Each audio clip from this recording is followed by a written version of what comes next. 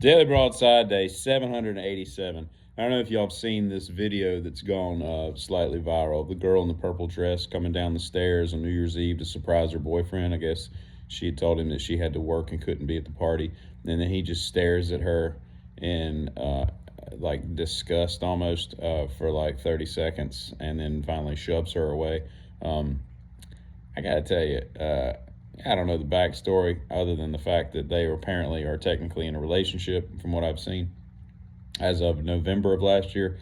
But, that's okay to react that way for the first like 4 or 5 seconds. But then you revert back to, oh, I'm so glad to see you. This is so great. I didn't know you were going to be here. Blah, blah, blah, blah, blah. I did this once to a person. And you got to have confidence in a relationship to do this. I was with a girl who went to the beach with her family for the week. So they leave on like Saturday. And I was invited to go and I couldn't go. And then about Monday or so, I was like, screw it. I'm just going to take off like Thursday and go for the last couple days.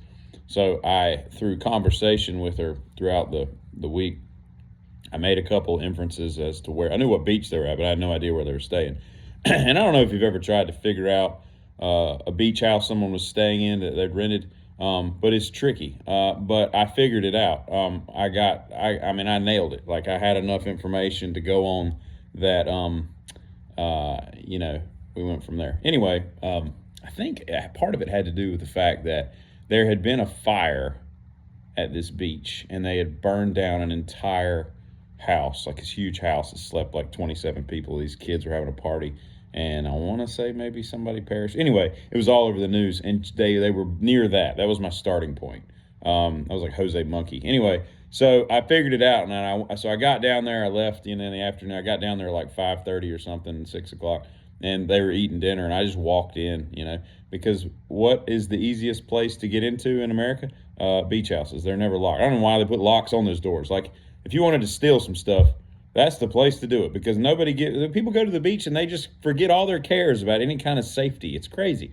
No, we're going to the beach. We'll just leave all of our personal items unattended and our keys to our cars and everything like, it's just the craziest amount of trust. I don't understand it. I'd always be like, can we lock the doors? I don't know what you people are thinking, but I'm thinking that we're going to come back and everything's going to be gone. Anyway, so I just walk in, and it was seafood night, so I hit a good one. They were having like po' boys and stuff like that. Anyway, and the look on their face was like, it's funny, like when you walk into a room and you're not supposed to be there. But it was not like the pink or the purple dress girl, that everybody was like glad to see me.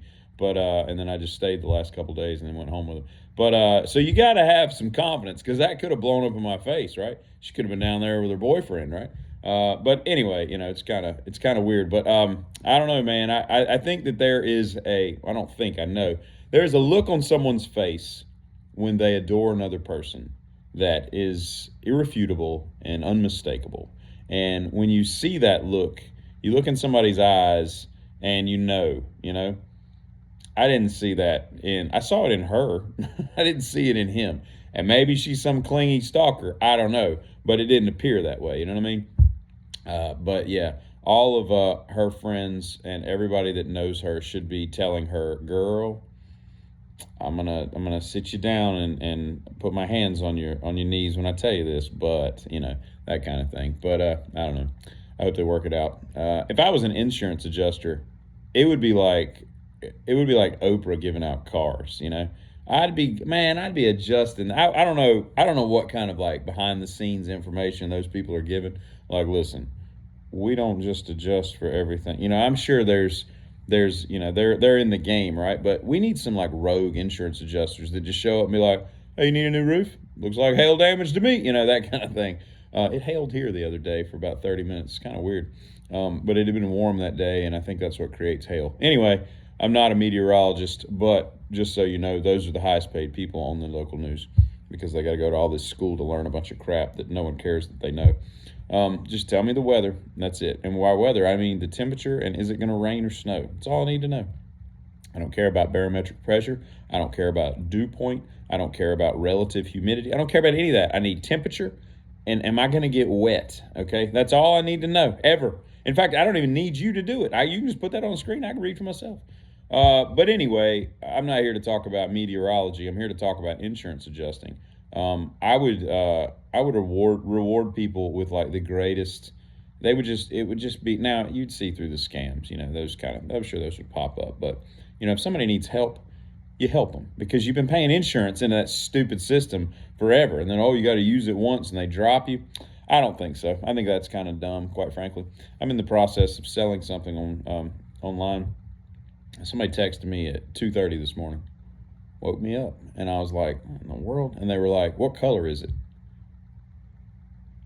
There's two pictures, and I said black, and they were like, and then they didn't read the message, and I'm thinking to myself, if you have the audacity to text somebody at 2:30 in the morning asking some dumb question that clearly you should have been able to figure out yourself from the picture that was in the post, and then you don't even read it. She didn't read it for like 3 hours. She got back to me. She's like, will you take this much? And I'm like, no.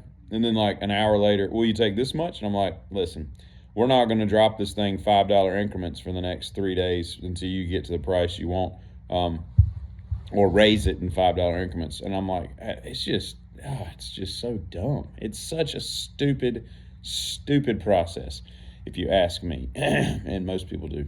I think that Johnny Depp, when he gets ready for the day, it must take him an hour and a half. He must be like a woman getting ready to go out to like a dinner ball, like a Broadway play and dinner or something, because he's got so many accessories. Like there's like 17 earrings and a bunch of scarves and sashes and boas and 8 million like trinkets on his rings and wrists and necklaces with like adornments and hats with like bandana. Like, who has time in their life to put on? I would like those what is it, GRWM, the Get Ready With Me. I'd like one with Johnny Depp. It would exceed the amount of time that TikTok allows you or YouTube allows you to put a video on, because it would take him like 4 hours. It just must be odd. He must have like a walk-in closet just for accessories, which I'm sure he can afford. That's not the point. Anyway, y'all have a good one. Kitty.